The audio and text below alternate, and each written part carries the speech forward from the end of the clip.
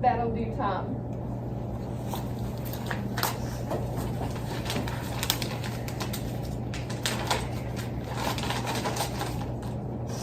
Tom was 25 years of age. He was married with 3 children. He once received 30 days of disorderly conduct. It must have been disorderly. What did it consist of? I got in a fight with another man. He tried to cut me.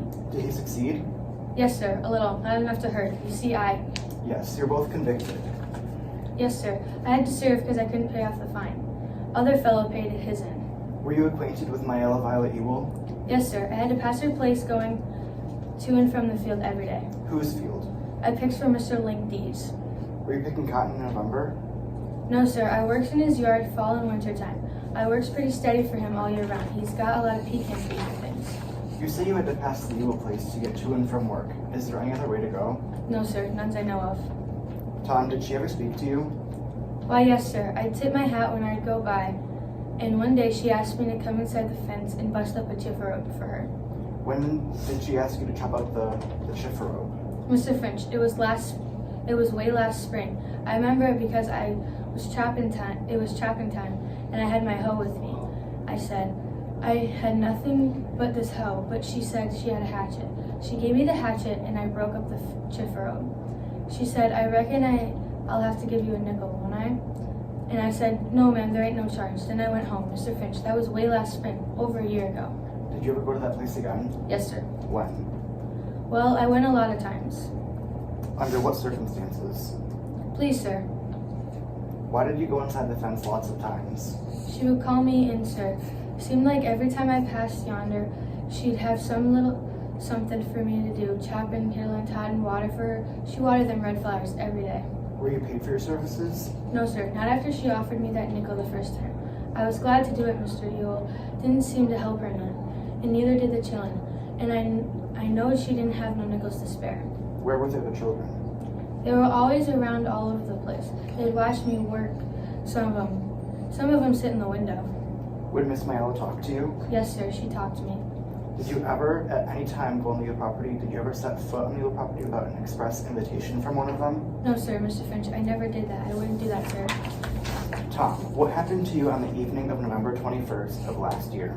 Mr. Finch, I was going home as usual that evening, and when I passed the Ewell place, Miss Myella was on the porch, like she said she was. It seemed really quiet, and I didn't quite know why.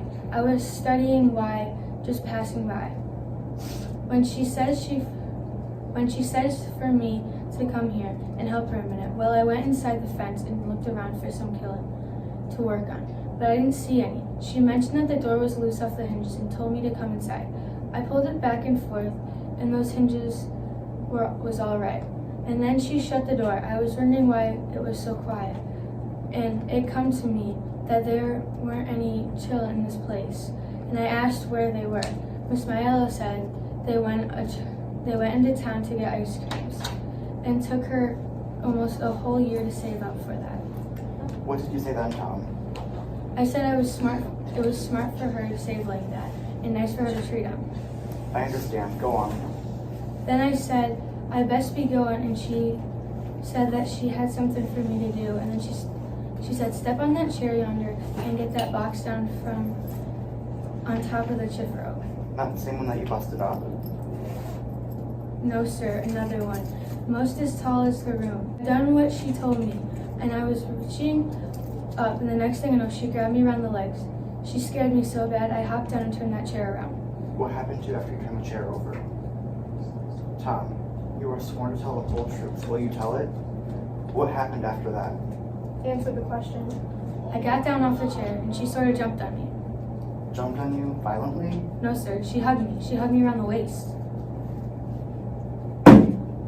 Order. Then what did she do? She reached up, kissed the side of my face. She never kissed a grown man before. Might as well kiss a black man, she said. Kiss me. Back. And I tried to run out of there, but I didn't want to harm her. And I say, let me pass as soon as I say, Mr. Ewell hollered it through the window. What did he say? Something not fitting for these folks and children here. What did he say, Tom? You must tell the jury what he said. He says I'll kill you. Then what happened? Mr. Finch, I was running so fast I didn't know what happened. Tom, did you rape Miley Ewell? I did not, sir. Did you harm her in any way? I did not, sir. Did you resist her advances? Mr. Finch, I tried. I tried without being ugly to her. I didn't want to push her or nothing. Tom, go back once more to Mr. Ewell. Did he do anything to you? Not anything, sir. He might have said something, but I wasn't there. That'll do. What did you hear? Who was he talking to? Mr. Finch, her were talking, and look at Miss Mayella. Then you ran? I sure did, sir. Why did you run? I was scared.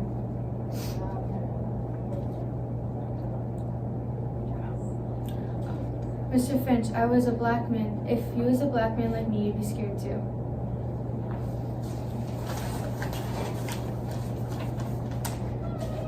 I just want everyone to know that the boy worked for me for 8 years and I ain't had a speck of trouble out of him. Shut your mouth, sir. Link these if you have anything you want to say, you can say it under oath and at the proper time.